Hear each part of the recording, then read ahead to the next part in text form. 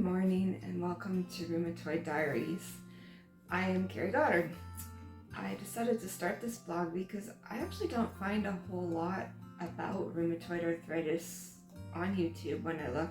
I see little clips and whatnot, but I don't really see people's stories and what they live with on a daily basis and how they cope and medications they take and that type of thing. So I thought I would try my hand at this. I'm not necessarily new to vlogging, but I'm very new to editing, so I'm kind of teaching myself to edit as I go, so you'll have to bear with me as I learn.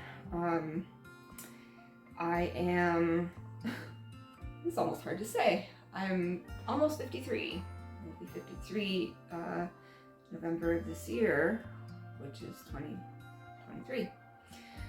And I think that I started to show signs of rheumatoid arthritis in my 30s. It might have been sooner, but I'm thinking like my back was getting bad at times in my 30s where I was off my feet for a time. But I don't think it was till my 40s that I sent me to the doctor.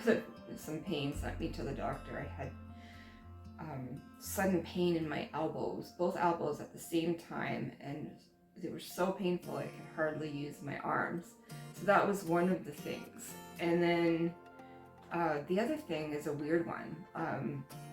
The back of my tongue suddenly felt like it was severely burnt. Like it was so painful I could hardly talk. And a dentist said to me you might have something autoimmune going on. And so it was a little bit of a shock. My tongue has since somewhat improved, but it always has a sandy feeling. You know that feeling you get when the burn is healing but not fully healed? That's how it is all the time for me. Now, so those are the two big things that sent me to the doctors.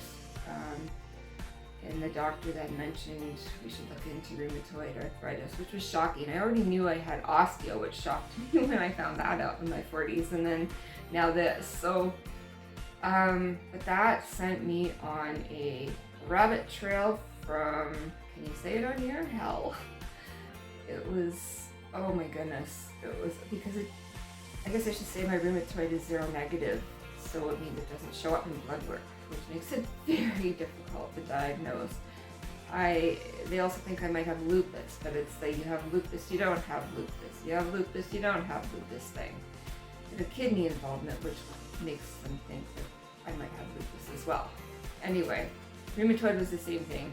I got blown off by doctor after doctor after doctor and just told it isn't that. And meanwhile, my joints were getting worse and worse and worse. And finally, after 6 years, I had ultrasound done of my hands, and the rheumatoid showed up in my hands. But I haven't been able to see a rheumatologist since because they are 10.5-hour round trip drive away. I can't get there.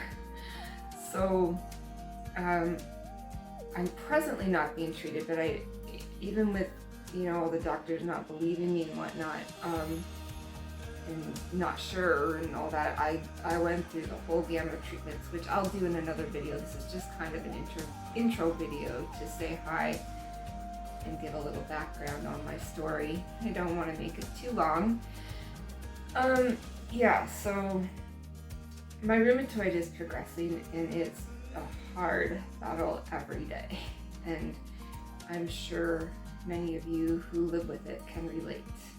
And hopefully we can build a community here where we can just talk and feel free to talk about it, because it's hard when people don't have it. I'm sure everyone gets a lot of, well, I know so-and-so who had it and they took this out of their diet and they were cured type of thing. So hopefully this is a safe space to just be able to talk without being told how or what to do, how to do things or what to do or what not to do, just what our lives are like living with this. It's not fun. But one of the things I've kind of tried to always live by, it's always been, I wouldn't say a mantra, but it's just something that helps keep me going, is thinking there's hope. And actually I have it tattooed, it's probably backwards on the camera, but I have it tattooed on my arm, hope is a good thing. So I think I'll start ending all my videos with hope. There's hope. Hope is a good thing.